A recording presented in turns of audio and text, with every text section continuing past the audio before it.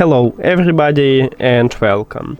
In this video I'm going to show you how to perform soft reset for your headphones JBL Tune 510.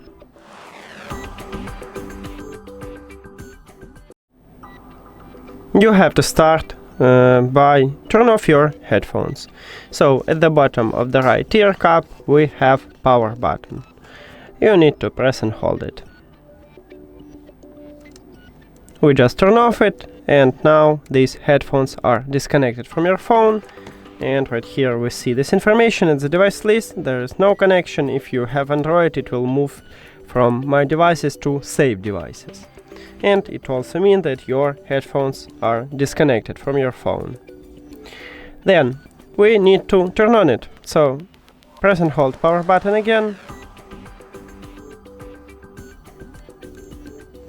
We just turn on it, and now these headphones will reconnect to your phone, and with this method you can fix a lot of small trouble with these headphones.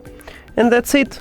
Thank you for watching this video. If you found it helpful, please consider subscribing to the channel and leave the like on the video. See you later!